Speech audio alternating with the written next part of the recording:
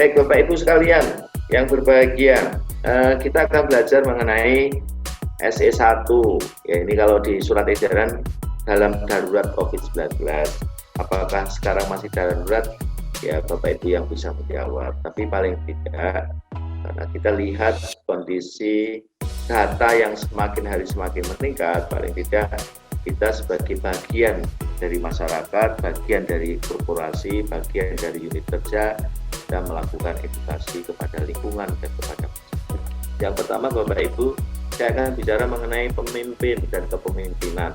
Pemimpin apa sih itu? Saya akan berikan gambaran dari beberapa teori sehingga kita punya framing bersama apa sih bedanya pemimpin dan kepemimpinan.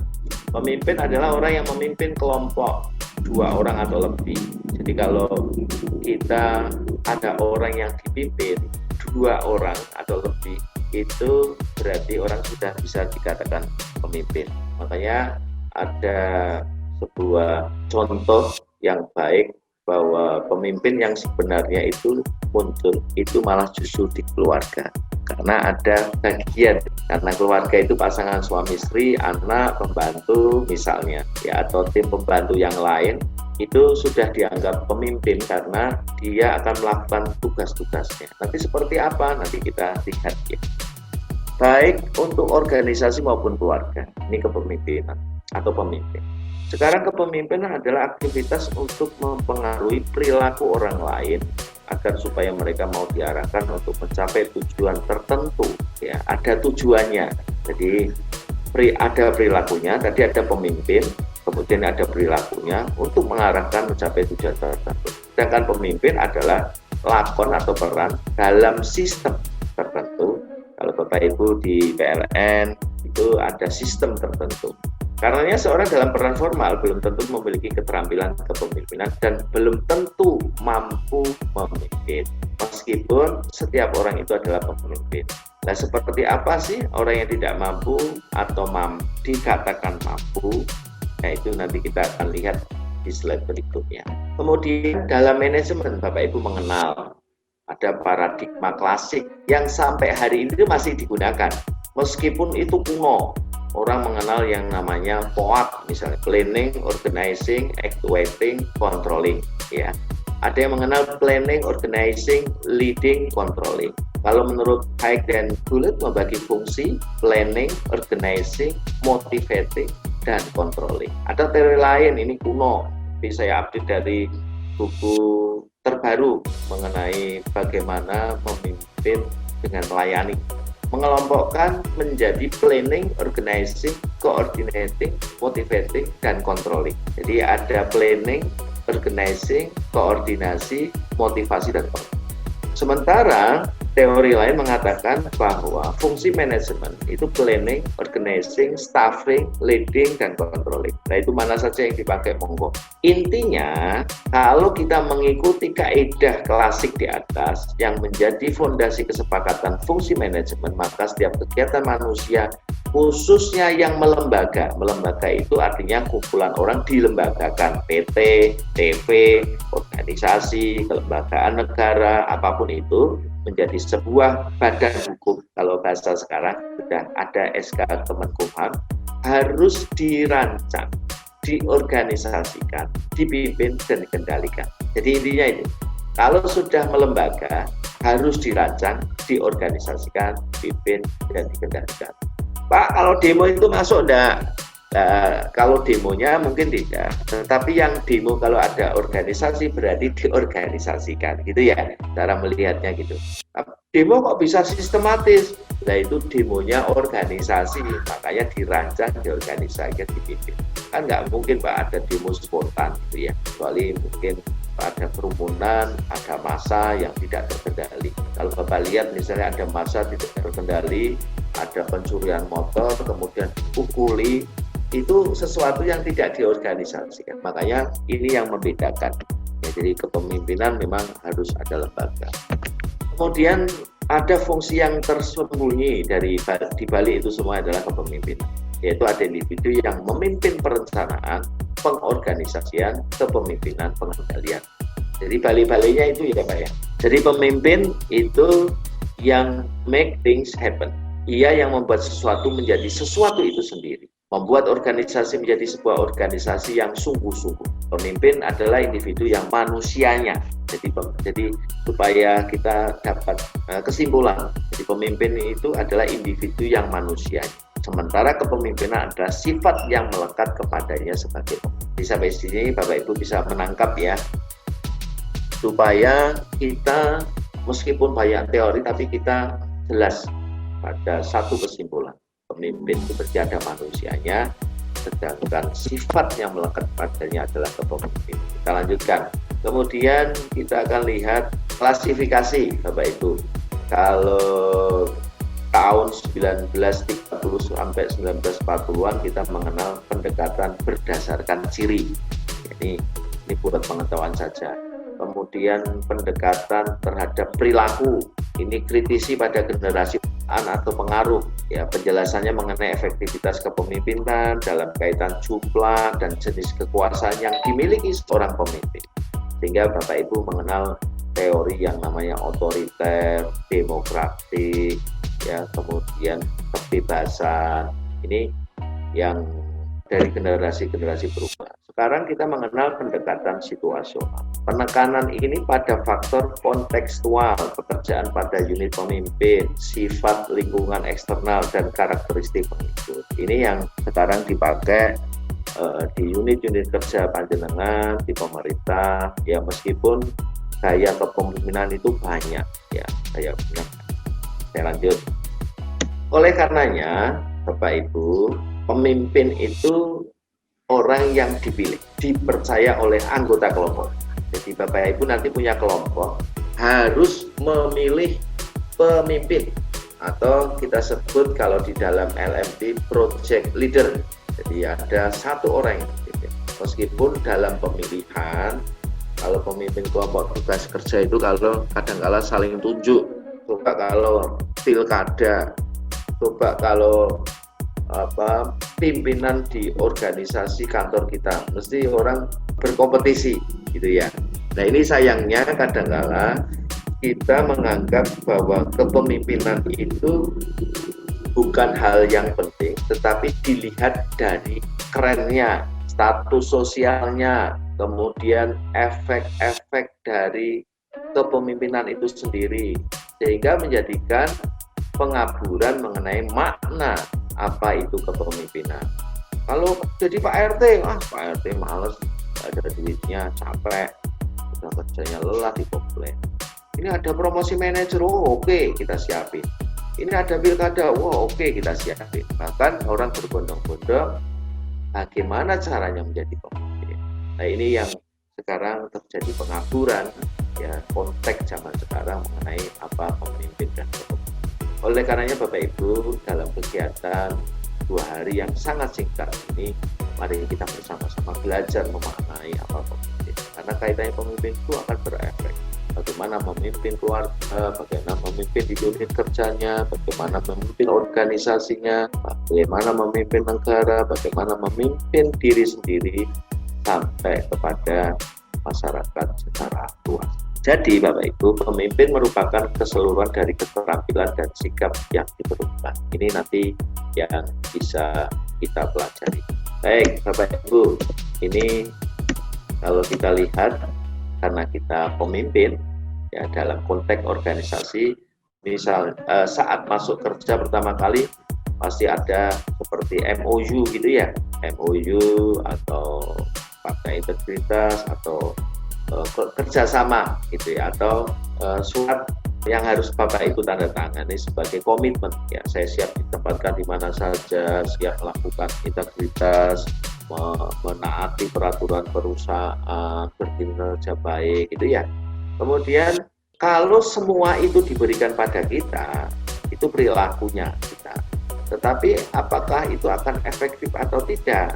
Nah, itu nanti kita akan belajar melihat bagaimana bisa efektif. Maka fungsi pemimpin yang kita tadi katakan bahwa manusianya yang menjadi pemimpin, itulah yang nantinya akan menjalankan, mendelegasikan, mentoring, ya, menguatkan, memotivasi, melakukan kontrol, melakukan perencanaan semua perilaku organisasi atau semua anggota organisasi yang berperilaku itu untuk efektif untuk mencapai target atau produktivitas sampai kepada tujuan perusahaan. Nah, ini dibutuhkan kepemimpinan. Meskipun di sana ada budaya, ada struktur, ada sistem tadi yang saya bilang yang membedakan kepemimpinan atau pemimpin itu adalah yang membedakan legalitas mereka adalah apakah anggota organisasi itu terlembaga, legal formalnya ada atau tidak. Itu. Terus konteks ini kalau kita lihat bahwa ini kita lanjutkan ya. Jadi dari perilaku organisasi ini apakah karyawan bisa produktif atau tidak, efektif atau tidak, maka ada kepemimpinan yang planning, organizing, ini saya ambil semuanya, ada coordinating, leading, motivating, sampai kontrol. Di sini ada perilaku pemimpinnya, efektif atau tidak, yang tujuan semuanya dari anggota organisasi yang kita sebut karyawan atau pegawai itu produktif atau tidak. Jadi jelas ya Bapak Ibu ya, jadi kepemimpinan itu adalah sifat atau perilaku yang harus dijalankan atau dipedomani, sedangkan memimpin adalah cara dan siapa yang melakukan itu adalah manusia atau diri kita sendiri. Kemudian kita akan belajar mengenai gaya, ya ini pendekatan situasi yang terakhir tadi dari mulai klasik mulai tahun 1930, 1940 sekarang pada pendekatan situasi. Saya akan jelaskan sedikit Bapak Ibu. Ini adalah gambaran ya, direction, perintah. Jadi saya akan lihatkan irisan-irisan. Ya kalau orang high support, jadi butuh support tinggi, itu biasanya kalau kita lihat pada manusianya atau pada bawahannya itu sifatnya telling, maka pemimpinnya harus directing. Directing itu artinya memerintah langsung. Ya, biasanya itu terjadi pada karyawan yang mohon maaf, yang memang dia tidak diberi ruang untuk berpikir banyak, gitu ya. Kayak kerjakan, kayak suruh, itu dorong, itu diangkat, gitu ya. Jadi ini tipe. Ya kalau Bapak Ibu menemukan kondisi seperti itu ya jangan dijak mikir. Dijak mikir itu artinya Bapak Ibu mengajak dia untuk memutuskan sesuatu, tidak bisa. Ini deadline itu harus dikerjakan selesai jam sekian, gitu ya. Ini supaya kita memahami. Ada juga yang participating atau development, ya itu irisannya di sini. Jadi Bapak Ibu butuh mengembangkan mereka, kita ikut campur kepada mereka. Jadi kita supportnya itu rendah. Ya, supportnya rendah, sudah dia bisa jalan sendiri. Kemudian, tetapi ini support rendah, ya low support, gitu ya. Perintahnya juga dia rendah, kita damping. Ada orang yang butuh supportnya tinggi, perintahnya tinggi, ya biasanya pada penjualan selling. Nah ini Bapak Ibu sebagai supervisi itu cukup mengontrol, ya cukup mengontrol. Kontrolnya ketat, artinya ditingkatkan. Ada yang dia butuh support rendah, perintah juga rendah, gitu ya. Itu Bapak Ibu butuh delegating. Nah, delegating ini seperti apa? Rinciannya seperti apa? Apakah biasanya kalau perusahaan-perusahaan besar itu sudah punya tools, gitu ya? Atau kita bisa nggak membuat checklist sendiri? Bisa. Ini sudah selesai atau belum? Gitu ya. Kalau di KPM biasanya itu beberapa di tempat-tempat misalnya kendaraan, logistik itu ada tulisan gitu ya. Ini checklist setiap hari. Gitu ya. Kemudian semua itu Bapak Ibu, kalau kita pakai kurva normal, ada rata-rata di atas rata-rata, di bawah rata-rata. Ini kita bisa tahu gambaran, ada orang yang mampu dan mau, mampu tapi tidak mau, tidak mampu tapi mau, tidak mampu dan tidak mau. Ya asumsinya adalah kalau tidak mampu dan tidak mau, berarti memang orang ini tidak sudah tidak bisa gitu. Makanya ada beberapa BUMN yang sampai menawarkan kepada karyawannya untuk pensiun dini gitu ya, supaya tidak mengganggu kinerja yang lain atau menjaga efektivitas perusahaan. Itu ada beberapa perusahaan yang menawarkan. Saya kurang tahu di PLN. Tapi itu sebagai bentuk treatment kepada korporasi atau organisasi supaya berjalan dengan lancar. Namun sayangnya kriteria itu, arti sasaran tembaknya itu tidak dipilih. Artinya beberapa orang yang tidak efektif, kemudian di assessment, terus ditawarkan. Nah itu sayangnya ada BUMN yang saya tahu itu hanya ditawarkan. Lah resikonya adalah orang-orang yang harusnya bagus, terbaik itu malah justru keluar gitu. Karena dia masih laku, merasa masih muda gitu ya, masih memungkinkan dan punya modal. Itu sayang. Ya, pasti ada kelebihan dan kelemahan. Kemudian ini yang biasa kita kenal Bapak Ibu mengenai transformasi gitu ya. Transformasi kalau mengenai ini salah satu contoh aja transformasional. Biasanya pemimpin transformasi itu memberikan 4 indikator ya. Yang pertama adalah dia punya karisma, kemudian punya inspirasi sebagai role model ya. Kemudian memiliki intelektual yang baik gitu ya. Pemimpin memang harus intelektual yang baik, itu tidak harus jenius, punya kemampuan rata-rata lah, karena kecerdasan itu bisa diukur dari mana saja. Tapi intelektual itu bagian dari kalau kita mengenal intelektual di psikologi itu banyak sekali, ada kemampuan bahasa, kemampuan berhitung, ya kemampuan abstrak, kemampuan mengingat, kemampuan berpikir konkret, kemampuan menganalisa, banyak sekali ya.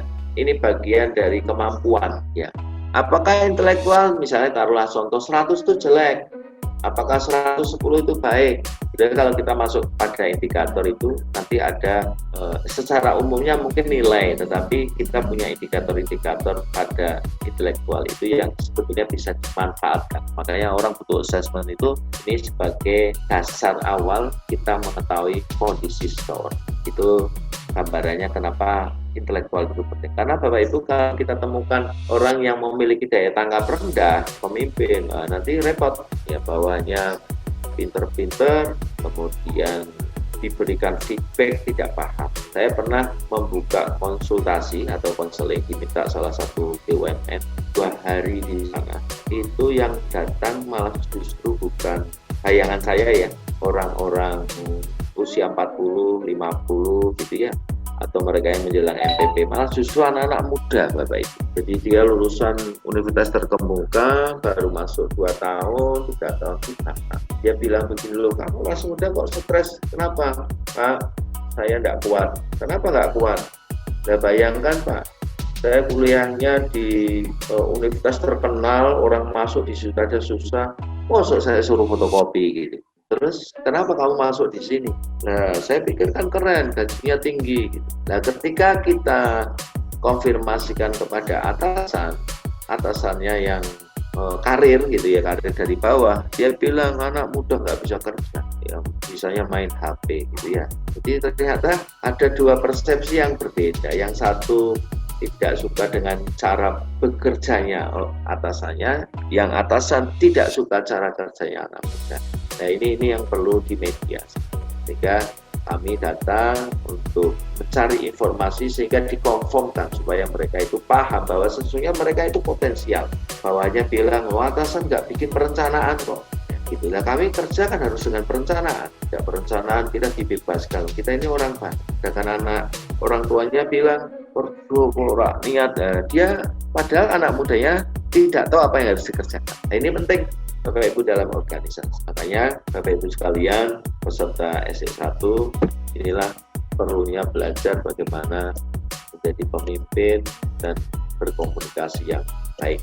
Ya, kira-kira itu Bapak Ibu kilas mengenai pemimpin yang Bapak Ibu bisa mengambil sebuah nilai atau kesimpulan bahwa pemimpin itu adalah manusianya, kepemimpinan adalah sifat-sifatnya, bagaimana kita menjadi seorang pemimpin yang nantinya kita akan melakukan sebuah perencanaan, kemudian mengorganize perencanaan itu, kemudian mengkoordinasikan, kemudian mendelegasikan, kemudian Bapak Ibu bisa coach mereka, memberikan motivasi, sampai akhirnya tujuan itu tercapai. Bapak Ibu juga dalam perjalanannya menjaga kualitas tujuan atau tugas-tugas dari bawahannya itu bisa melakukan kontrol. Itu akhirnya terjadi sebuah produktivitas atau sebuah kinerja yang selama ini minim kesalahan atau zero defect. Itu demikian Bapak Ibu yang bisa saya sampaikan mengenai paparan mengenai leadership. Assalamualaikum warahmatullahi wabarakatuh. Selamat sore semuanya. Syukur alhamdulillah bahwa saya berada di tengah Anda sekalian untuk sharing, berbagi apa yang saya dapatkan, apa yang saya peroleh selama hidup saya ini, sampaikan dalam 15 menit, kemudian memancing pengantar tersebut kepada diskusi dan atau tanya jawab saja. Baik, biodata singkat saya lahir di Jogja 15 Mei 1951, menyelesaikan pendidikan dasar di Jogja, pendidikan menengah pertama di SMP 3, pendidikan menengah atas di SMA Negeri 1 Teladan Yogyakarta, kampusnya Bu Susi. Kemudian di perguruan tinggi saya menyelesaikan S1 di Fakultas Psikologi UGM, S2 saya menyelesaikan di Magister Psikologi Sosial di Unika Semarang. Rekan-rekan sekalian, apa yang disebut oleh Pak Aus tadi sebagai pengalaman kepemimpinan atau leadership, saya awali dari saya saat masih sekolah, masih kuliah, itu tidak akan membuang sia-sia kesempatan pertama. Jadi kalau ada pilihan untuk memimpin organisasi terkecil, kelas dan sebagainya, kalau sudah ditunjuk maka kita seyogianya siap. Itulah karena saya berkeyakinan pemimpin itu tidak dilahirkan, tapi pemimpin adalah berlatih. Kemampuan jam terbang memimpin adalah hasil latihan yang terus-menerus. Kemudian saya berada di perguruan tinggi, singkat ceritanya, maka saya sebelum selesai sudah bekerja di Foster Parent Plan, sebuah lembaga PKAK, sosial swasta asing. Bos saya adalah orang bule. Di saat usia saya masih 28, saya sudah diangkat menjadi manajer, apa yang disebut dengan General Service Department Head Manager. Tugas saya menyiapkan program dan menyiapkan logistik fasilitas yang ada di Foster Parent Plan. 82 saya melamar kerja sebagai HRD Manager Coca-Cola Bawen. Saya diterima di sana sampai dengan 95, saat saya 94 ulang, saya dimutasi menjadi Public Relation Manager. Di situ saya berkiprah sampai ke puncaknya di National Office Jakarta setahun menjelang saya pensiun. Saya pensiun tahun 2006, usia 55. Di situ semua yang public relation, apalagi tentang kepemimpinan dan pengembangan SDM, telah saya lewati. Kemudian saya November 2006 dilantik menjadi Dekan Fakultas Psikologi Universitas Semarang. Di sana ada Pak Muladi, Profesor Muladi, almarhum Insinyur Yutata, dan sebagainya. Saya menjadi dekan 2 periode, dan pada 2006 saya selesai dari dekan, masih 2 tahun menjadi pengajar. Di situ saya menjadi pengajar tetap di Universitas Semarang Fakultas Psikologi dan juga pengajar tamu untuk kelas vokasi Public Relation Universitas Diponegoro. Jadi sampai sekarang 2 fakultas tersebut, Fakultas Visipol Undip, kelas vokasi PR, dan di Fakultas Psikologi USM saya masih mengampu mata kuliah yang dipercayakan pada saya, utamanya pengembangan SDM, lebih khusus lagi bagaimana tentang leadership. Jadi apapun yang ingin kita hari ini berbagi, insya Allah saya akan menyampaikan penjelasan dan jawaban sejauh saya juga terus belajar sebagai pergantian dari era saya non-digital. Konon manajemen IT mengatakan sebelum 1980 kelahirannya itu adalah digital migran. Tapi barang siapa lahir setelah 1980, dia disebut dengan native digital, penduduk asli dunia digital. Sehingga dengan begitu, saya senang sekali sore ini berbagi sambil kita nanti tukar pengalaman, tukar pengetahuan, apa yang bisa saya jelaskan. Saya ingin sore ini penuh makna, manfaat untuk berbagi pengalaman, berbagi pengetahuan. Tentu saja nilai-nilai yang kita junjung adalah nilai-nilai produktivitas dan nilai kebersamaan. Itu dulu pengantar saya dari biodata singkat saya. Semoga bisa menjadi pemicu apa yang ingin Anda ketahui dari saya mengenai leadership dan apapun. Monggo. Mbak Kelly, Mbak Kalista. Terima kasih atas paparan Pak Jaji, luar biasa, yang telah memaparkan gambaran mengenai proses dari awal sampai akhir meskipun secara singkat. Dalam kesempatan ini, monggo secara terbuka, panjenengan yang ingin sharing, silahkan angkat tangannya, kemudian mic-nya bisa di-unmute, silahkan, monggo, dipersilahkan. Pak Ois, izin bertanya dulu. Ya, bisa langsung ya? Langsung, monggo, silahkan. Ya. Sebutkan nama, mungkin posisi dan daerahnya, biar Pak Jaji mengenal. Oke, Assalamualaikum warahmatullahi wabarakatuh. Selamat Waalaikumsalam. sore, Pak Jaji, Pak Ois, Mbak Kalista, dan teman-teman peserta Diklat SE1.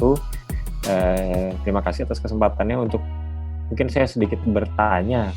Saya dengan Pak Jaji, saya menarik sekali Pak, tadi pengalamannya pasti banyak sekali pengalaman yang sudah dialami. Tapi ada satu hal yang paling menarik buat saya di sore ini, Bapak tadi sempat highlight di awal, setiap ada kesempatan pertama selalu pasti diambil, apapun itu. Jadi kalau saya rasa ada yang ingin saya tanyakan, kalau ada kesempatan ambil aja dulu, pasti gitu. Tetapi yang saya tanyakan adalah ada mungkin momen ketika kita merasa ragu gitu. Nah, bagaimana sih cara meyakinkannya? Atau ada pertanyaan lagi nih yang meyakinkan kalau kita bisa mengambil kesempatan itu, atau yang pertanyaan kedua tapi masih berhubungan, apakah kalau kita mengambil setiap kesempatan pertama tanpa difikirkan atau tanpa persiapan, itu kita sebagai yes man aja, dalam hal ini kalau dikasih kesempatan atau diperintahkan oleh atasan, tolong kerjakan ini gitu, kamu bisa ya menyelesaikan proyek ini gitu, kamu memimpin proyek ini ya gitu. Nah, ini kan sebenarnya adalah kesempatan untuk bertumbuh gitu. Nah, apakah setiap mengatakan iya siap itu adalah bisa digolongkan sebagai yes man atau seperti apa Pak gitu? Mungkin intinya pertanyaannya adalah bagaimana membedakan bahwa kita beneran siap untuk mengambil kesempatan itu atau hanya asal-asalan menjawab iya gitu. Terima kasih Pak, mungkin itu yang bisa saya sampaikan atau saya tanyakan. Oh ya, tadi lupa perkenalannya di awal. Ya Pak, perkenalkan nama saya Andas. Saya sekarang ini menjabat sebagai supervisor operasi di PLN UP 3 Purwokerto Pak. Mungkin itu yang bisa saya tanyakan. Terima kasih, mohon bisa di-sharingkan Pak pengalaman. Thank you. Terima kasih Mas Andas dari Purwokerto. Alhamdulillah. Di sana ditanyakan bagaimana kesempatan pertama ada keraguan bila mana kita bertanya pada diri kita apakah kita bisa. Saya ingin menyampaikan bahwa saya adalah bagian dari pengagum Profesor Renat Kasali. Profesor Renat Kasali dalam setiap kesempatan pengembangan SDM selalu mengatakan, bila mana Anda lulus, kemudian ada tawaran pekerjaan, ambil pada kesempatan pertama, karena seolah 2 tahun pertama Anda lulus, fresh graduate, Anda adalah mahasiswa kuliah yang sudah diberi gaji. Diingat bahwa apa yang menjadi tanda petik keraguan tadi, tanda petik apakah aku bisa, semua orang mengalami. Semua orang mengalami. Artinya bahwa hal yang disebut bekal itu selalu merasa tidak cukup. Maaf kata Mas Andas, kalau Anda pun bawa rupiah mau pergi kemana gitu, pasti perhitungannya segala macam yang bisa-bisa nggak jadi pergi. Langkah pertama itulah yang akan membawa Anda pada satu kesempatan untuk bisa menekuni itu. Nah, kalau dibandingkan dengan apa itu tawaran akan membawa Anda kepada sukses atau kepada tidak sukses. Lebih lucu lagi tadi pertanyaannya adalah apakah kalau saya menyanggupi itu akan masuk kategori yes man atau perlu yang contingency plan. Anda harus berpikir. Tentu saya ingin menyemangati bahwa tawaran dari atasan pasti sudah memperhitungkan kapasitas Anda. Tidak ada atasan yang akan menjerumuskan ke arah tidak sukses. Kita harus berbaik sangka.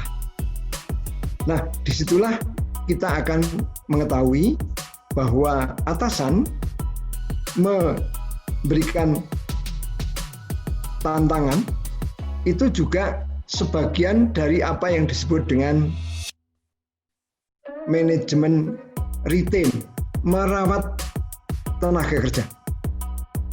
Anda perlu tahu saat HRD sudah menyiapkan personal file pada atasan untuk atasan mempertimbangkan tawaran-tawaran project, tawaran-tawaran training, tawaran baru, itulah yang disebut dengan perawatan tenaga kerja. Hanya orang-orang yang terpilih yang akan ditawari untuk menjawab tantangan baru. Jadi, dengan kata lain, silakan. Tidak akan sulit membedakan mana yang yes man dan mana yang penuh perhitungan untuk menerima tawaran. Kenapa? Karena dialog latar belakang penunjukan pasti bisa Anda tangkap sebagai satu hal yang serius. Anda siap, Pak? Ini, kamu saya lihat dari 7 jam kerja, 5 jam udah selesai. Ada 2 jam sisa waktu kamu saya lihat butuh tantangan. Bagaimana kalau kamu mengerjakan ini di sela-sela di sisa waktu Anda? Tugasmu adalah ini. Kamu butuh berapa target, timmu siapa, bla bla bla. Itu semua adalah bisa kita tangkap sebagai kita sudah dipercaya sebagai leader untuk menggerakkan satu proyek baru, program baru atau tantangan baru yang tentu saja atasan memberi kepercayaan kepada Anda. Satu hal, Mas Pak Andas, Anda akan melihat apa yang disebut dengan kepemimpinan itu ada 4, ya. Pada saat kita sudah berani mendelegasikan, maka disitulah kita akan sudah melihat mau dan mampu dari anak buah kita. Saya ulang, kalau kita dipanggil untuk mengemban tugas baru, tentu atasan kita sudah melihat kemampuan kita dan kemauan kita, attitude dan skill kita. Itulah jawaban saya. Bila mana Anda masih ragu untuk itu, maka biasanya atasan akan memanggil orang lain. Ya, kamu masih banyak pertimbangan dalam hal pertimbangan yang remeh-remeh, itu atasan juga tahu. Tapi kalau kita sudah melihat itu adalah tipe leader yang transformasional, atasan Anda itu, maka seberat apapun akan disampaikan kepada anak buah untuk mendapatkan salah satu solusi adalah mengembangkan organisasi. Itu Anas? Ya, luar biasa ya, bisa memahami dengan jelas ya apa yang telah disampaikan Pak Jaji, bahwa semua tergantung dari cara pandang kita. Jadi ada 2 cara pandang, yang pertama positif, yang kedua mungkin bisa dikatakan negatif, apakah itu sebagai bentuk yes man gitu ya.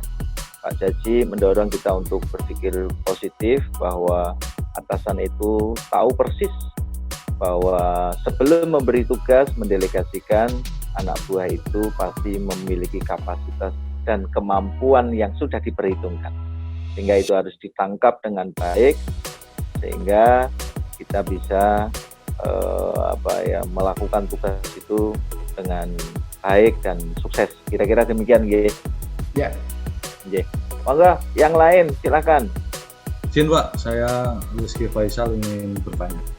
Monggo, Bapak langsung mawon. Baik, selamat sore Pak Jaji dan semuanya yang mengikuti Zoom ini. Perkenalkan, nama saya Rizky Faisal Pak. Ya. Saat ini menjabat manajer unit Sidarja, ULP Sidarja, di termasuk wilayah ketiga Cilacap.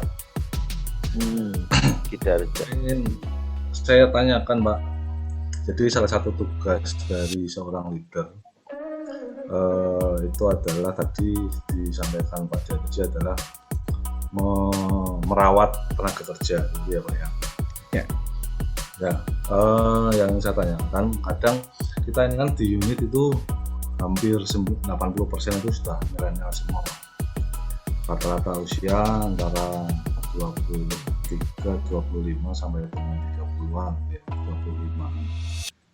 Hanya satu senior di unit saya. Dan ini penggeraknya memang milenial sekarang. Termasuk saya juga merasa juga masih milenial Pak. Ini seperti ini Pak. Jadi bagaimana caranya seorang pemimpin ini bisa atau saya minta tip dan triknya Pak Jaji agar kalau yang fresh graduate ini kan kadang kendalanya itu yang pertama mereka seolah-olah terbebani jika ditambahi pekerjaan yang sifatnya menambah value gitu ya Pak. Tetapi pada dasarnya kami ingin mengajak teman-teman ini yang pertama menaikkan kapasitas diri. Kalau mesin diesel itu harus dipanasi terus itu Pak. Nah, kadang saat ini juga trennya dari manajemen adalah pekerjaan-pekerjaan yang sifatnya dalam tanda kutip tidak masuk dalam kategori kontrak kerja gitu Pak, kontrak kinerja. Seperti membuat semacam media di sosmed seperti itu tujuannya mungkin yang pertama kan menambah value dari satu unit itu dan mengedukasi pelanggan. Tapi kadang-kadang pekerjaan ini dianggap menjadi satu beban.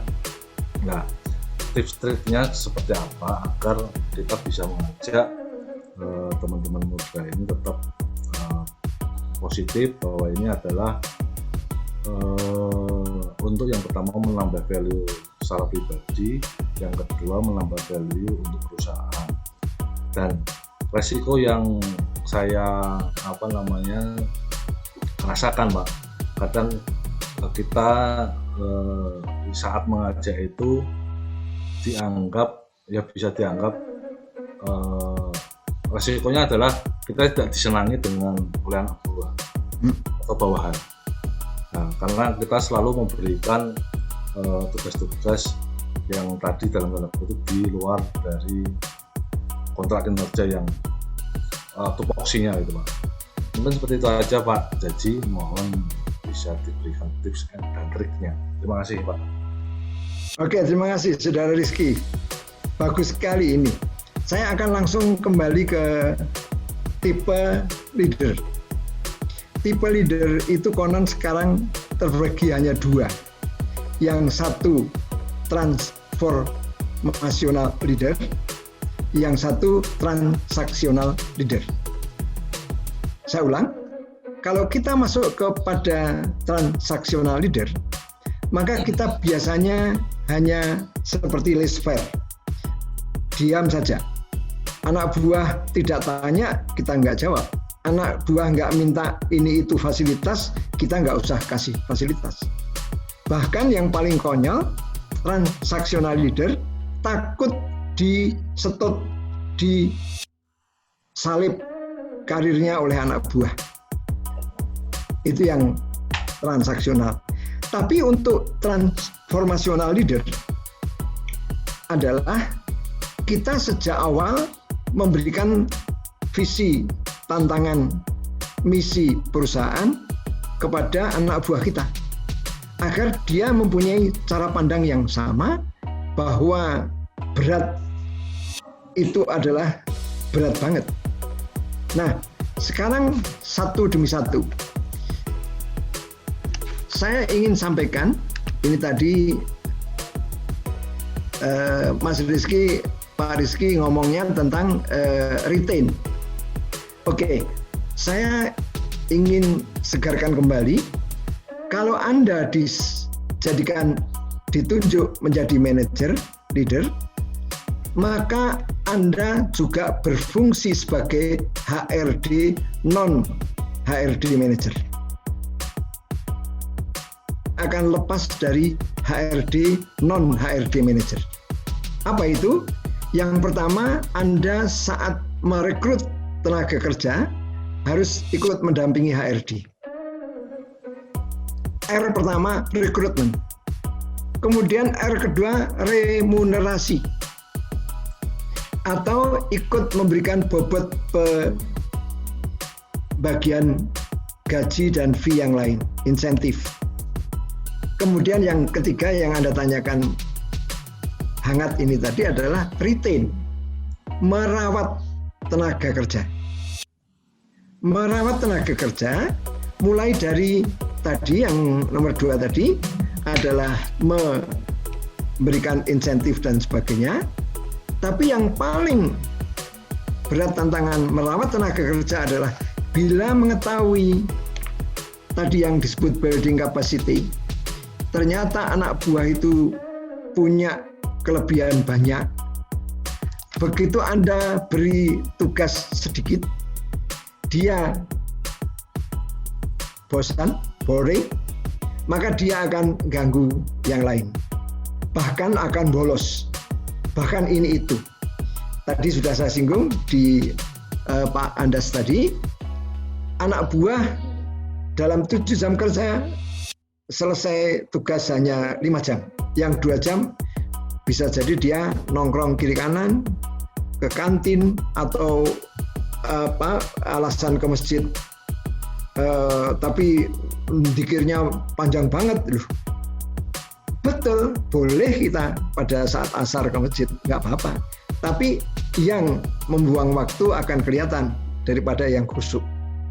Kita lihat itu. Nah, disitulah merawat tenaga kerja yang paling efektif adalah memberi tugas proyek, training, dan atau tugas tambahan yang menurut Pak Rizky tadi, ada anak buah yang masih fresh graduate, tahu-tahu merasa itu di luar tupoksi, itu di luar kontrak pekerjaan yang, nah, disitulah kita akan lihat orang yang berani menjawab tantangan dan orang yang langsung menganggap setiap pengetahuan baru, pengalaman baru, dan kemampuan baru yang kita berikan sebagai usaha merawat tenaga kerja, itulah yang nanti akan dia jawab, wah Pak, seolah-olah kita akan mendapat risiko mengajak orang itu bisa tidak disenangi. Jangan takut. Jangan takut. Kalau itu tidak disenangi, ya kita step-stepnya kita atur. Karena apa? Begitu kita masuk sebagai transformation leader, transformasi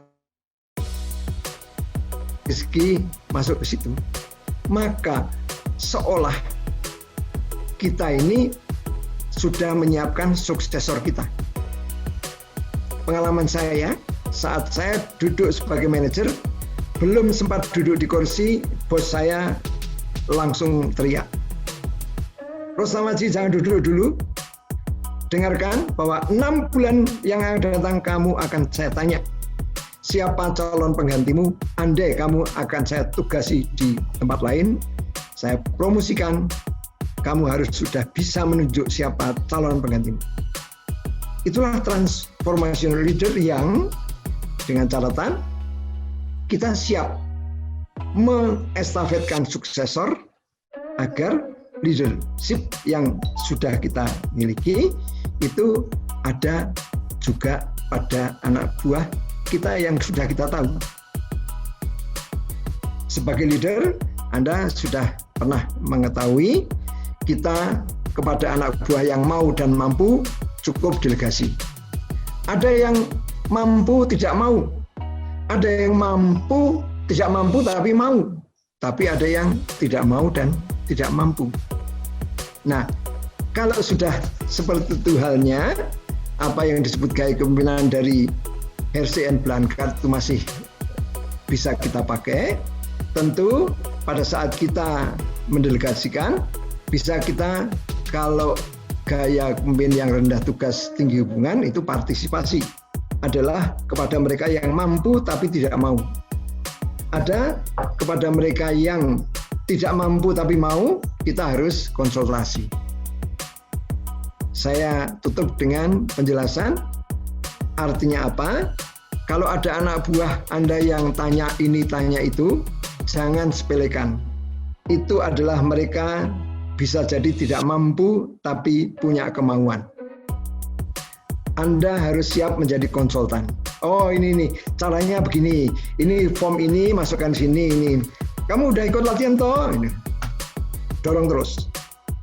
Oh iya Pak, Nah, itulah kita akan konsultasi.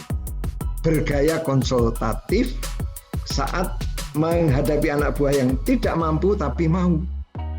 Kita dorong terus. Itu hal yang ingin saya sampaikan. Bagaimana Anda bisa membuka teori RCN Blanchard pada saat gaya kepemimpinan yang tepat untuk anak buah yang tadi ngeluh tadi, fresh graduate, intinya hanya mengatakan, aku kalau ditambahi beban ya aku minta tambah duit, misal gitu. jangan mundur, kita jangan mundur. Ini kalau kamu besok sudah jadi orang, kamu jangan mengatakan saya terlalu kejam loh ya. Ini untuk kamu. Dengan motivasinya seperti itu. Itu Pak Rizky, makasih. Terima kasih Pak Haji. Matur nuwun. Jadi jelas sekali Pak Rizky apa yang disampaikan Pak Jaji, dinamika di dalam sebuah korporasi atau di unit kerja gitu. Rata-rata memang kadangkala ketika kita menemukan sesuatu yang memang tidak enak itu rasanya justru lelahnya itu ketika mengurus mereka. Ya, tapi paling tidak saya mungkin bisa menggarisbawahi bagus tidak enak atau tidak enak ya sepanjang dia adalah bagian dari perusahaan atau apalagi dia organik, SDM adalah aset gitu ya. Mau tidak mau kita harus berdayakan mereka supaya aset ini betul-betul berkembang. Soal nanti hasil percepatannya itu progresnya berbeda-beda gitu, tapi kita harus berdayakan mereka karena mereka sudah jadi bagian kita. Kira-kira demikian ya. Jadi terima kasih atas respon baiknya teman-teman. Mungkin bagi yang lain silahkan monggo Bapak Ibu silahkan. Mungkin yang Ibu ya. Oh, mungkin ibu punya pengalaman ini. Ada Ibu satu nih Pak Jaji. Kebetulan ada Bu peserta yang Ibu sendiri nih paling cantik. Silakan Bu Sinta lagi. Monggo Ibu. Ya, selamat sore Pak Jaji. Selamat sore. Ini Pak, tadi melihat perjalanan karir Bapak kan itu lama ya. Nah, dalam perjalanan karir yang lama itu pastinya mengalami dinamika perubahan-perubahan, kebijakan-kebijakan yang berpengaruh terhadap keputusan-keputusan yang harus diambil, atau intinya perubahan itu kan pasti banyak perubahan gitu Pak dalam di korporasi juga mungkin ada kebijakan-kebijakan perubahan. Nah, bagaimana tips menyikapi jika tiba-tiba ada perubahan, seperti apa seorang leader harus bersikap, bagaimana mungkin seperti itu Pak? Baik, Ibu Sulistiani ya? Iya Pak. Oke, Bu Sulistiani, benar, saya mengalami setidaknya di 3 korporasi. Oh iya. Saya ulang, saya bekerja di Foster Parent Plan itu saat saya masih kuliah sampai 2 tahun setelah lulus. Menyikapi yang pertama untuk diri saya sendiri, di saat Foster Parent Plan memberitahu bahwa dia negara Republik Indonesia itu hanya per 5 tahun. 1 tahun terakhir mengajukan perpanjangan izin untuk kontrak karya di Indonesia, maka dengan kata lain, pertanyaan Mbak Bu Sulistiani saya jawab, untuk leadership diri saya, tentu bagi leader rumah tangga, saya ragu, ya kalau nanti perpanjangan kontraknya oleh negara diberi izin, kalau sudah berhenti kan 5 tahun harus cari kerja. Nah, sebelum cari kerja, maka pada kontrak saya kedua, saya pamit pergi ke Coca-Cola sebagai HRD. Jadi intinya kita tetap harus punya perhitungan tersendiri bagaimana kita mengelola, dan sebagai leader rumah tangga kita juga perlu memberi rasa aman untuk diri kita dan rumah tangga. Sebetulnya bagaimana kita menyikapi segala perubahan itu, ya bisa kita buka manajemen perubahan. Perubahan sendiri kan abadi adanya. Nah, setelah itu saya masuk ke Coca-Cola. Di HRD saya berkiprah sebagai manajer sumber daya manusia. Apa yang terjadi? Ya, itulah undang-undang kepegawaian dan ini itu. Tapi di sana saya selalu berpegang pada apa yang disebut dengan kohesivitas kerja. Bu Sulistiani, saya akan menggambarkan lewat tangan saya saja. Semuanya bisa melihat. Organisasi itu terdiri atas berbagai roda kecil-kecil di dalamnya. Ibarat jeruji, itu dua akan selalu ketemu untuk roda organisasi berputar dan berputar terus. Nah, tolong satu hari kita yakini bahwa kelebihan kita masuk ke kekurangan teman dan kelebihan teman masuk ke kekurangan kita. Jadi akan selalu berputar. Nah, roda organisasi yang berputar itu jantungnya memang ada di HRD. Bagaimana HRD memberikan cara pembagian tugas, job desk, job klasifikasi, bla bla bla, sehingga kelancaran akan terjadi. Mungkin di antara Anda, Bu Sulistiani, pernah mendapat psikotes disebut DISC, ya. DISC itu adalah menyiapkan apa yang disebut dengan perilaku sosial, perilaku bekerja sosial. Artinya ada orang yang driver, aktif banget, tapi ada orang yang influencer, ada orang yang compliance. Jadi masing-masing mempunyai kelebihan dan kekurangan, sehingga tolong perhatikan, menjawab dinamika perubahan itu apa? Ya tergantung kita. Pada saat Bu Sulistiani mempunyai anggota tim, penjenengan yang diminta untuk menjadi leader tipe driver, tipe dinamis, cepat respon, maka tolong Anda harus mempunyai navigator yang sebut memiliki apa yang disebut dengan compliance, yang mempunyai pertimbangan, yang mempunyai kehati-hatian lebih dari Anda.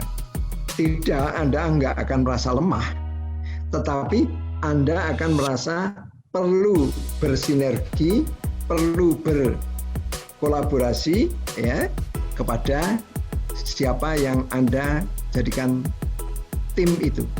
Itulah hakikat daripada dinamika perubahan. Bagaimana cara kita sebagai leader memberdayakan anak buah? Tentu kita harus tahu dulu anak buah punya kelebihan apa. Ya, tentu dengan informal meeting kita tahu, oh dia teliti ngitung duit, saya cepat ngitung duit. Pada saat saya sudah ngitung duit dapat sekian bendel, terus dia langsung, Bu, saya ulang ya Bu. Kita tidak merasa bahwa kita tidak dipercaya menghitung uang, tapi dia memang punya kelebihan, ketelitiannya lebih dari saya. Nah, menempatkan orang-orang seperti ini dalam leadership, itu kita akan punya dinamika sendiri, sehingga setiap anak buah akan kita recognize, kita kenali, kita akui bahwa dia harus berguna untuk organisasi. Bukan untuk kita saja, tapi untuk organisasi.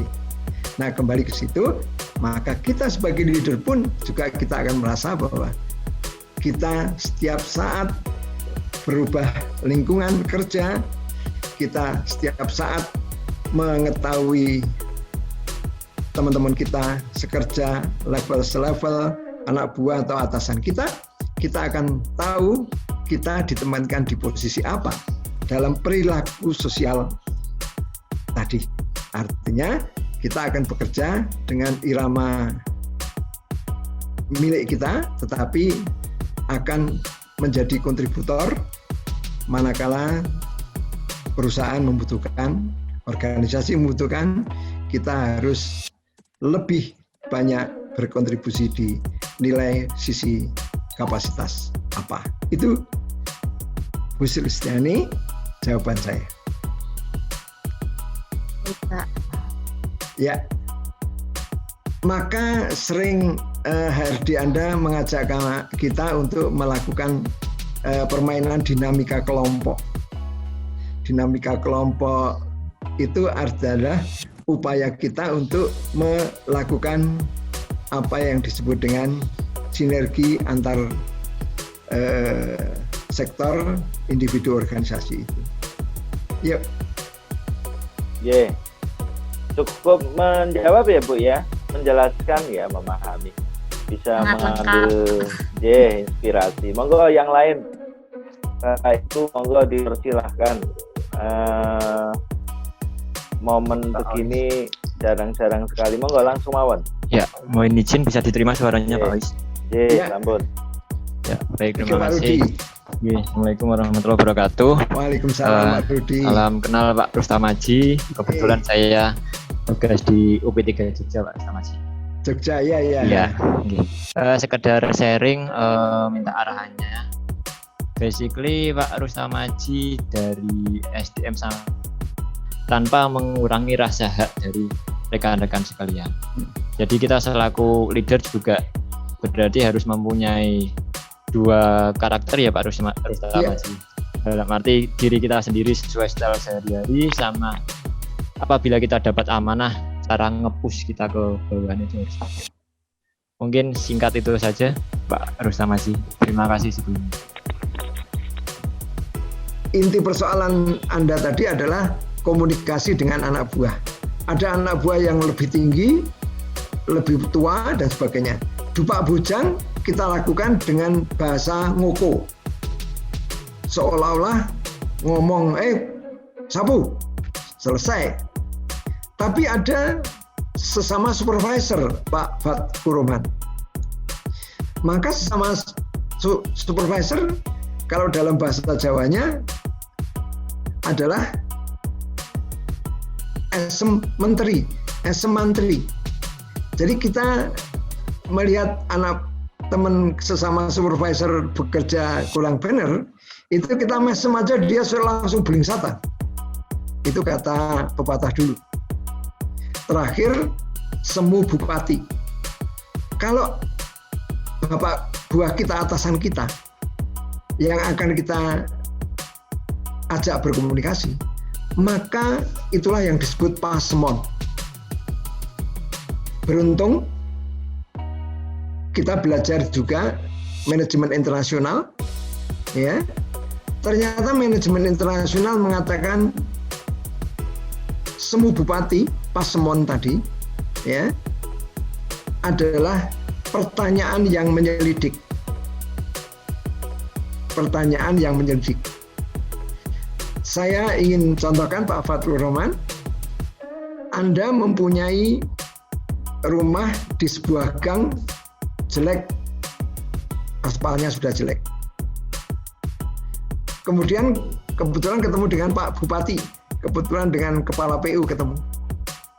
Anda cukup dengan mengatakan, Bapak sudah lewat depan rumah saya, Jalan Ahmad Yani Pak. Maka yang Anda tanyakan tadi, langsung dia jalannya jelek loh, padune gue kepingin kamu minta jalan itu diperbaiki. Itu satu hal yang lain untuk mengatur bagaimana spesifik dan kosakata yang kita pakai kepada orang itu akan beda-beda. Mohon maaf kalau saya mengulang, boleh Pak Fatkur Roman mencatat sedikit. Komunikasi itu sebenarnya ada 3 loh. 1, komunikasi agresif. Kalau Pak Fatkur Roman memerintah, memberi kritik asal bicara, pesannya tidak sampai, orangnya sudah luka. Itulah agresif. Tapi ada juga yang nomor 2 adalah non asertif. Ya, yang sedang Pak Fatkur Rahman tanyakan tadi yang itu. Bagaimana non asertif? Anda seperti Dewi itu nggak mendidik juga. Nah, yang baik adalah yang asertif. Komunikasi asertif adalah komunikasi yang pesannya sampai, spesifik, orangnya ngerti jelas, meskipun yang disampaikan itu tentang kepahitan, negatif, tapi orang yang Anda beritahu pesan itu, dia akan menyampaikan ucapan terima kasih. Mas Fatkur, terima kasih ya, nek ora kowe, kalau enggak Anda yang memberitahu saya bisa dapat malu di sana-sana. Nah, kembali kepada delegasi, apakah partisipasi, konsultasi atau instruksi, tolong sebelum Anda memerintah sebagai leader, Anda harus tahu kedewasaan perilaku tugas anak buah. Anak buah itu kedewasaannya bisa di atas rata-rata, bisa di bawah rata-rata. Yang di atas rata-rata itu kalau orang itu memang mampu dan mau. Dan Anda kenal dengan anak buah Anda kan tidak sehari dua. Tapi apakah dia mampu tapi tidak mau? Sementara yang di bawah rata-rata adalah orang yang tidak mampu tapi mau. Akhirnya ada orang yang tidak mampu dan tidak mau. Jadi sekali lagi, tolong sebelum mendelegasikan, kenali dulu anak buah dengan lebih intensif, lebih dekat, sehingga kita tidak menyesal kalau overestimate anak buah, kita anggap mampu mau, ternyata belum. Jadi sekali lagi, tetap kendali ada pada kita. Sebagai leader, kita akan bertanggung jawab. Tidak perlu ragu, anak buah kita ajak untuk saling cek recheck. Itu Pak Fatkur Rahman. Ya, semoga berkenan. Baik, Mas Naji. Terima kasih. Jelas ya, lengkap. Monggo, yang lain silakan, monggo dipersilakan Bapak Ibu. Izin Pak Ais. Silakan. Monggo. Pak Triagus. Baik, terima kasih. Selamat sore. Selamat sore. Saya mau menanyakan Pak, minta saran mungkin ya Pak ya. Ya. Ketika kita menjadi seorang pemimpin Pak, pasti kita akan mendapatkan feedback dari anak buah. Ya. Kadang ada beberapa pemimpin yang memang dari sisi pandangan anak buah itu menarik dan dia tegas, baik dan bisa dijadikan leader, contoh gitu ya Pak ya. Tapi kadang ada beberapa atasan yang kita pandang itu dia itu otoriter, dia itu kurang baik ketika menjadi atasan. Nah itu bagaimana minimal tidak menjadi bahan pembicaraan oleh anak buah itu Pak. Dan itu apakah harus kita laksanakan dengan membuat keputusan yang populer bagi anak buah kita, atau kita harus tetap menjadi diri sendiri aja Pak, dengan tidak terpengaruh oleh kondisi situasi di bawah kita Pak. Terus yang kedua Pak, ketika saat ini kan kita menjadi leader ya Pak ya, beberapa kita menjadi leader, tapi kita juga menjadi bawahan untuk atasan kita Pak. Ketika dari atas kita mendapatkan informasi ataupun perintah untuk melaksanakan pekerjaan, kadang ada beberapa bawahan kita yang resisten Pak. Nah itu bagaimana kita menjadi jembatan yang baik antara atasan kita, antara perintah dari atas kepada bawahan kita. Karena sebagian keputusan dari atas itu ada beberapa yang tidak disukai oleh bawahan kita, sehingga kita perlu memberikan penjelasan khusus kepada bawahan kita tentang bahwa ini loh tugas yang harus kita kerjakan, inilah yang diminta oleh atasan kita, bagaimana menjadi gap yang baik untuk antara atasan dengan bawahan kita itu Pak. Mungkin gitu Pak Rustam Aji, terima kasih. Terima kasih Pak Triagus Widodo. Ada dua hal yang ingin saya sampaikan menjawab pertanyaan Anda. Yang pertama tentang feedback. Baik. Bahwa ada atasan yang bisa disebut tegas, baik, lurus. Tadi saya sebut asertif tadi. Setiap komunikasi asertif. Apa yang terjadi? Maka bisa sebaliknya. Ada atasan yang karena otoriter. Saya akan kembali ke depan. Kita pegang saja. Hari-hari ini pemimpin itu hanya ada dua. Pemimpin transformasional yang setiap keputusannya mengajak sejak dini anak buah untuk berpikir.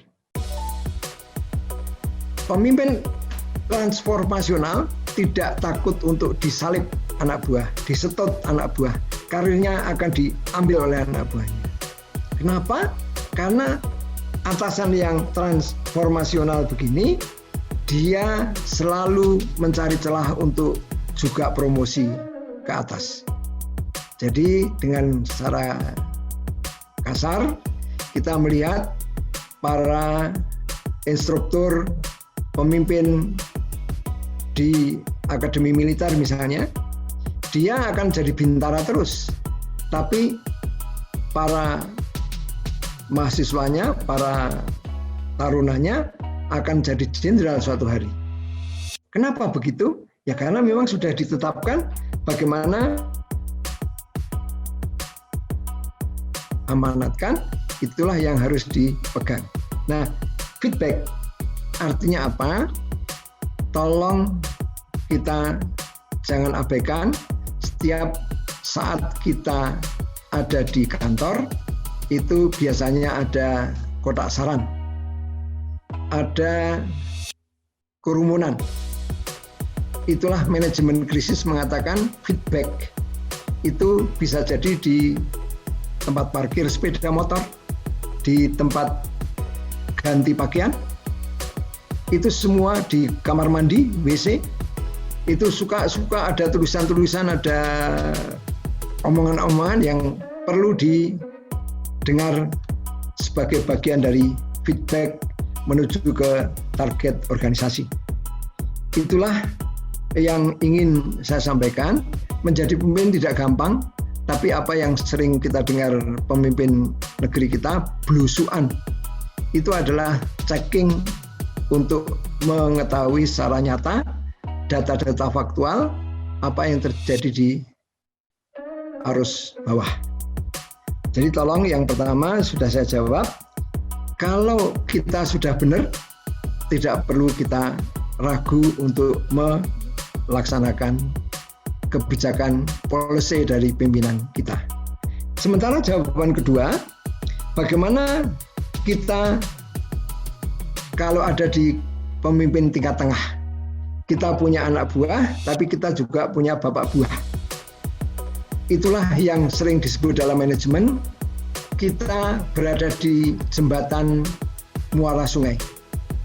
Saya ulang, Pak Triagus ada di atas jembatan muara sungai. Sesekali kita akan mendapat arus dari hulu sehingga jembatan goyang, tetapi juga seringkali kita mendapat arus dari ombak pantai yang bisa menggoyahkan kita juga. Nah, pinter-pinternya kita berada di dalam posisi agar jembatan itu tetap tegak berdiri. Itulah apa yang ingin saya sampaikan adalah bagaimana kalau ada anak buah yang resisten, ya, maka sebaiknya kita menggunakan motivasi untuk mengajak dia berpindah di sisi lain. Orang-orang resisten biasanya dengan ajakan kita sebagai persuasi, komunikasi kita komunikasi asertif, insya Allah dia akan mau bergeser untuk mengetahui dan akhirnya yang dimaksud atasan itu toh. Sekali lagi, tadi yang kaitannya dengan pertanyaan sebelumnya, kalau atasan itu orang-orang tua, bagaimana? Nah itulah orang yang sudah mapan sering sulit diajak bergeser. Ada kebijakan baru, perubahan yang dirasa sulit, dia akan menolak, resisten. Itulah yang ingin saya tekankan, bahwa Anda lebih tahu saat briefing atasan, dan atasan akan mengetahui apa yang dituju demi suksesnya perusahaan. Dan Anda menjadi orang di tengah untuk suksesnya misi organisasi. Itu Pak Tiagus. Ya. Terima kasih banyak Pak sudah menjelaskan Pak. Ya. Terima kasih. Mungkin satu lagi, monggo silakan. Satu lagi penutup dalam sharing session ini. Monggo. Halo, belum ada? Belum ya? Monggo, masih ada kesempatan, mungkin bisa sharing pengalaman. Waktu sudah menunjukkan pukul 17.00. Baik Bapak Ibu sekalian, tentunya kita sudah menyimak secara langsung dengan Pak Jaji sudah membersamai kita bahwa ternyata pemimpin itu bisa dipelajari. Kalau orang dulu mengenal pemimpin itu dilahirkan, yang karismatik itu dilahirkan, sehingga seolah-olah kita tidak bisa mengambil peran sebagai pemimpin. Jadi pemimpin jelas bisa dibentuk, bisa dipelajari, kemudian kita bisa mengambil role model, belajar dari orang-orang yang saat ini mungkin menjadi pemimpin, mungkin dari keluarga kita, dari unit kerja kita, dari organisasi kita, bahkan kepada pemimpin-pemimpin dunia. Banyak sekali mungkin pertanyaan yang tadi sudah terjawab dengan baik, bahwa kadangkala di saat kita menjadi pemimpin tengah itu rata-rata memang ada kondisi yang dilematis. Satu sisi kita menjadi pemimpin atas bawahan kita, namun satu sisi kita juga menjadi bawahan dari atasan kita. Jadi bagaimana kita beradaptasi, bagaimana kita berpikir positif, menggunakan itu sebagai role model pembelajaran, mau tidak mau nantinya toh kita nanti akan menjadi pemimpin yang sebenarnya. Pemimpin bukan hanya dalam unit kerja, tetapi bagaimana kita berangkat dari rumah, dari keluarga, dari lingkungan, di perusahaan. Ini adalah bagian dari soft skill kita, seni bagaimana kita menempatkan diri menjadi seorang atau sosok pemimpin. Kemudian bagaimana kita belajar beradaptasi, mengenal karakter bawahan kita, bagaimana kita secara otomatis kita bisa berpartisipasi, melakukan konsultasi, membimbing mereka. Ada salah satu buku yang kalau nggak salah itu karangan Reza, siapa saya agak lupa itu. Beliau dengan sederhana membicarakan bahwa kalau Anda sukses menjadi pemimpin, ciptakan anak buah Anda menjadi supervisor. Ciptakan menjadi seorang manajer. Asumsinya adalah ketika kita mampu membentuk orang menjadi leader, maka secara otomatis tidak ada halangan, tidak ada kendala bagi dia, apalagi menjadi kompetitor, tapi secara otomatis dia akan menjadi pengalaman sehingga dia akan naik lebih tinggi tanpa disadari. Saya pikir seorang leader yang transformasi bisa menjadi jembatan bagi antara bawahan, lingkungan, atasan, bahkan yang kita kenal sekarang ada pemimpin yang 360 derajat. Jadi kita bisa melihat secara luas, longsur, dan menjadi pemimpin yang sebenarnya. Saya pikir itu inspirasi bagi kegiatan kita hari ini, dan tujuan kegiatan hari ini adalah kita nantinya betul-betul menjadi role model. Makanya kita menghadirkan Pak Jaji juga sebagai role model. Nah, dunia nyatanya kita kembali ke unit kerja kita masing-masing. Permasalahan dan kendala pasti ada, tetapi tidak menghalangi kita untuk tumbuh dan berkembang. Saya pikir itu. Sebelum kita tutup, kita mintakan closing statement dari Pak Jaji. Monggo dipersilakan. Terima kasih Pak Awis. Bangga dan mongkok hari ini bertemu dengan Anda semuanya. Setelah juga ke-6 rekan-rekan bertanya mewakili 30-an, saya tahu bahwa apa yang saya sampaikan bisa dilengkapi dengan Anda kembali membuka teori dan kembali menghadapi laboratorium hidup di kancah kerja Anda masing-masing. Tentu di sana Anda menemukan 1001 persoalan. Kalau itu satu demi satu bisa terjawab, alhamdulillah. Saya dan Pak Awis tetap membuka komunikasi untuk berbagi manakala Anda perlukan konsultasi atau tanya jawab mengenai hal-hal yang hidup berkembang di antara laboratorium hidup Anda di organisasi Anda. Itu semua dengan berkah hidayah dari Tuhan Yang Maha Esa. Amin. Demikian saya sampaikan terima kasih. Semoga berkenan dan billahi taufik wal hidayah. Wassalamualaikum warahmatullahi wabarakatuh. Waalaikumsalam. Bapak Ibu, sebelum kita tutup, saya mohon kesan-kesan singkat kegiatan model daring seperti ini, gitu, monggo, dipersilakan. Baik, selamat sore Bapak Ois dan Pak Jaji dan rekan-rekan sekalian, dan juga fasilitator ya. Iya. Kesan-pesan 2 hari ini, meskipun belajarnya kita daring, tapi materi tetap sampai kami terima dengan baik.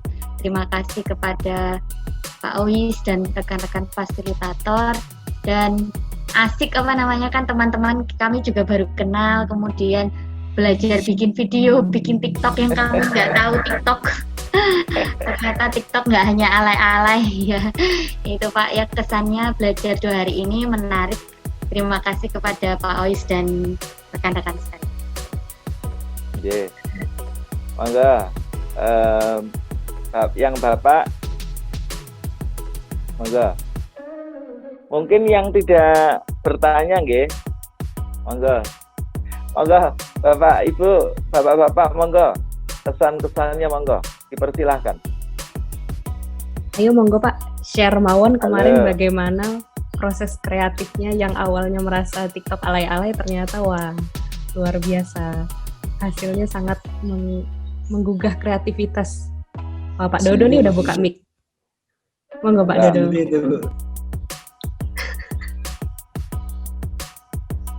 Silakan. Monggo. Oke, mungkin saya wakili aja Bu Kalista dan Pak Ois. Monggo langsung. Oh iya, baik. Oke, saya lanjut. Baik, terima kasih Pak Ois, Bu Kalista dan rekan-rekan Pak Rustamaji ya. Menurut saya untuk LMT kali ini mungkin beberapa LMT juga sudah berlangsung secara daring. Saya tahu karena teman satu kantor juga melaksanakan LMT secara daring juga. Pandangan saya perbedaan antara daring dengan luring ya Pak. Untuk daring ini ternyata banyak wawasan yang sebenarnya bisa kita ambil tapi secara daring Pak. Jadi pembelajaran kita memang secara tidak bertatap muka secara langsung, tapi dengan daring ini membuka banyak kemungkinan-kemungkinan yang ternyata tidak kita temukan secara offline ya Pak ya. Seperti kita harus membuat video, bermain TikTok yang mungkin beberapa teman di sini baru pertama kali merasakan ya, termasuk saya ya Pak ya. ternyata itu memang menjadi tantangan untuk kita yang harus kita lakukan di sini. Dan mungkin beberapa teman ada yang awalnya agak kesulitan ya, tapi dengan berusaha ternyata kita bisa juga membuat sebuah konten yang mungkin tidak bagus, tidak terlalu bagus, tapi bisa menarik untuk di-sharingkan ke luar. Jadi kesulitan-kesulitan yang kita hadapi itu menjadi sebuah cerita tersendiri di proses LMT secara daring ini, Pak. Saya secara pribadi pun merasa puas dengan pembelajaran kali ini karena mendapatkan ilmu baru yang sebelumnya tidak pernah terjadi di metode secara offline ya Pak ya. Mungkin pertama kali memang kita merasa waduh kenapa kita harus daring ya, kita jadi tidak punya kesempatan untuk keluar dari wilayah kita, tidak keluar dari pekerjaan kita, harus tetap berada di kantor untuk yang stay di kantor, harus tetap berada. Kan kalau LMT itu harus ke pedesaan, harus bertemu dengan masyarakat. Tapi dengan metode pembelajaran ini kita cukup puas untuk melaksanakan LMT secara online ini, karena memang ternyata banyak faedah yang bisa kita petik dengan pembelajaran ini. Mungkin gitu dari saya untuk kesan-pesan di selama 2 hari ini, gitu Pak.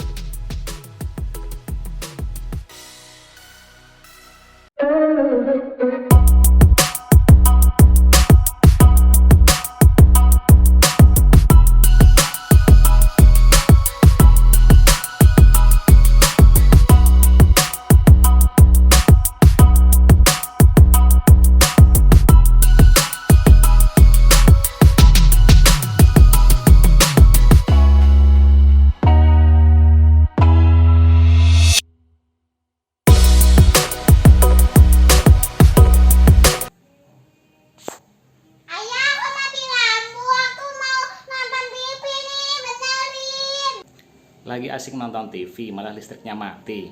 Mau lapor ke PLN tapi jauh, takut corona. Tenang, di rumah aja. Download aplikasi PLN Mobile di Play Store. Dan semua layanan PLN sekarang ada di genggaman Anda.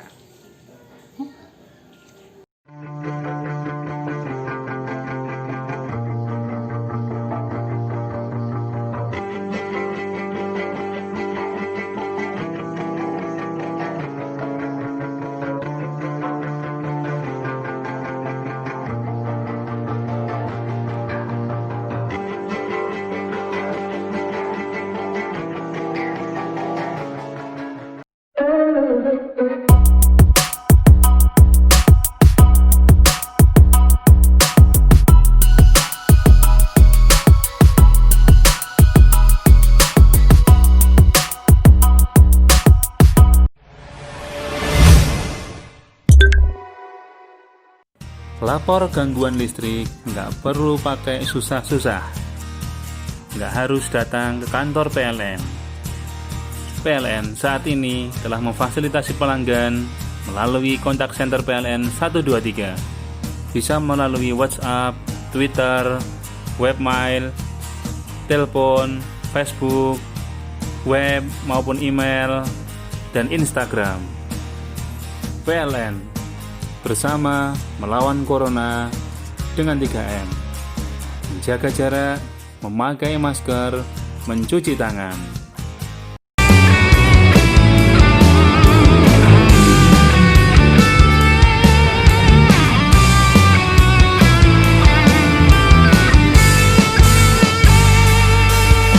Bergandengan tangan. Oh, listriknya mati Pak ya? Oke. Gini Pak, jenengan bisa buka aplikasi di Play Store Pak? Ya, jenengan buka aplikasi di Play Store, ketik PLN Mobile Pak ya. Sampun? Ya, jenengan install. Nanti setelah jenengan download atau jenengan install, nanti jenengan masukkan daftar alamat email Pak jenengan Pak ya. Setelah itu nanti tinggal masukkan nomor rekening listriknya, nanti bisa laporan gangguan di sana. Jadi sekarang PL lebih mudah aksesnya kemana-mana, istilahnya tidak perlu datang ke kantor. Jadi kedepannya bisa langsung laporan gangguan, pasang baru tambah daya di PLN Mobile aja. Gitu aja ya Pak J. Terima kasih.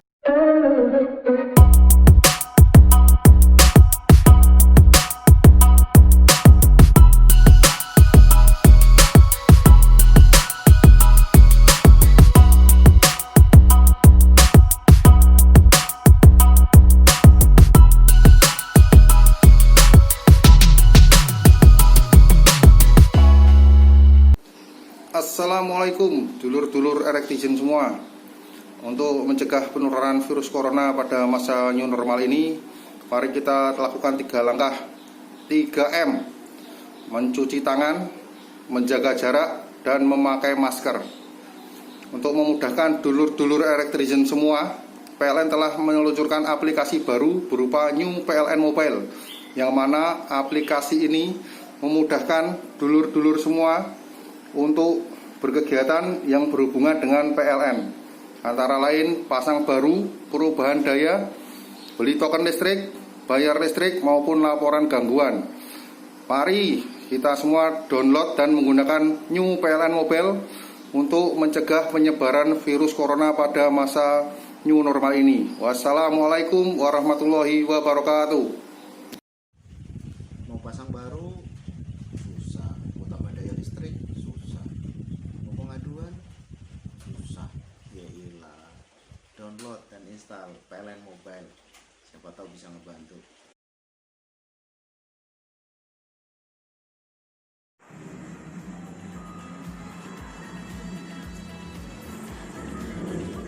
Kamu lagi ngapain? Sama lihat TV. Sambil lihat. Kalau masih jangan sambil lihat TV ya. Kita harus berhemat.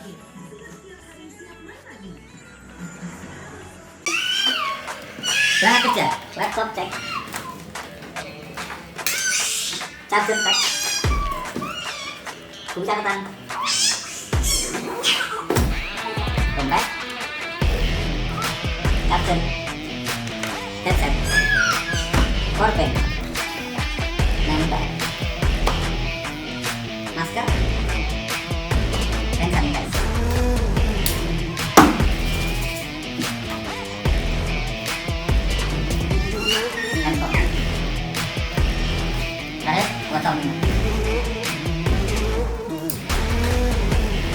Yuk, berangkat. Kami berangkat dulu ya. Dadah.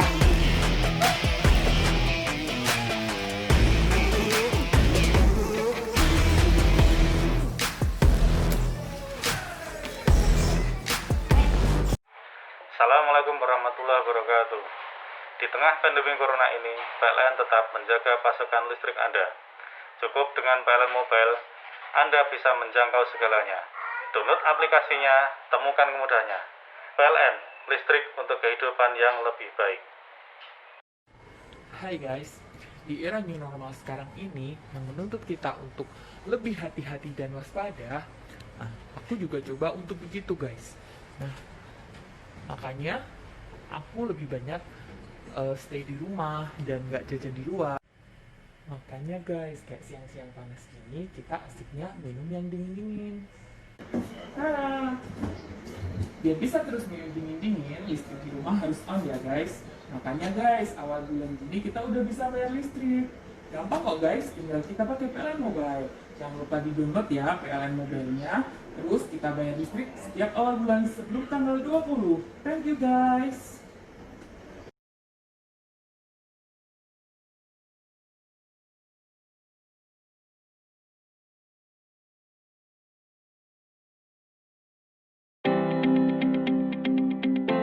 Assalamualaikum warahmatullahi wabarakatuh. Pelanggan PLN yang berbahagia, saat pandemi COVID-19 ini, PLN mengajak bersama untuk melawan Corona dengan 3M. Yang pertama, menjaga jarak. Yang kedua, memakai masker. Yang ketiga, mencuci tangan.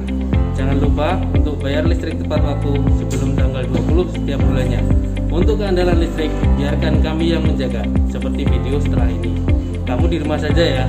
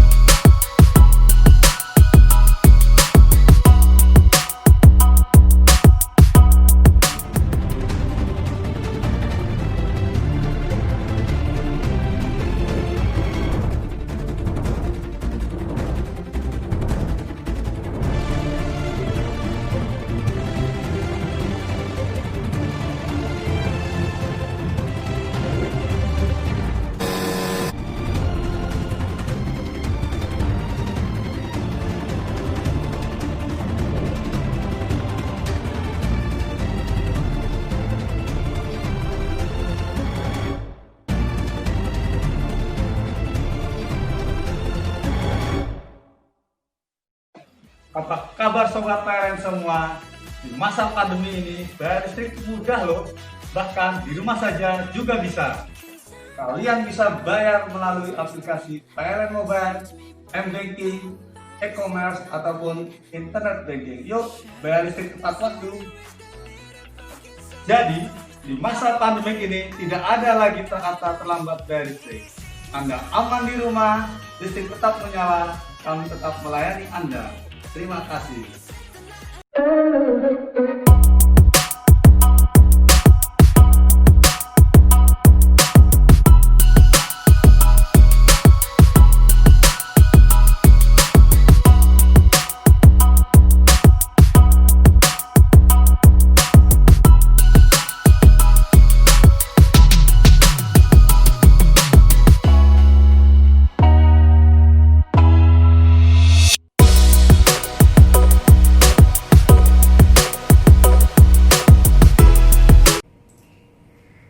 Di masa pandemi COVID, PLN tetap siaga menjaga keandalan listrik. Tetap di rumah, gunakan call center 123, kami siap melayani Anda. PLN untuk kehidupan lebih baik. Di masa pandemi COVID saat ini, PLN selalu memberikan pelayanan yang terbaik. Berusaha menjaga pasokan listrik ke rumah Anda agar Anda tetap nyaman di rumah. PLN untuk kehidupan yang lebih baik.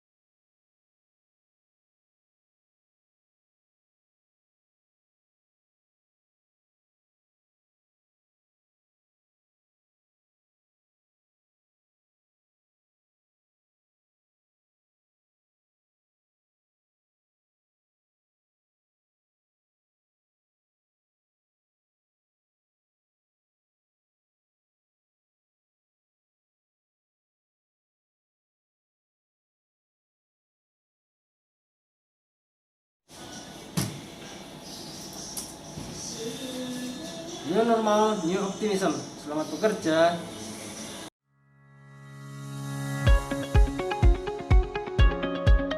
Assalamualaikum warahmatullahi wabarakatuh.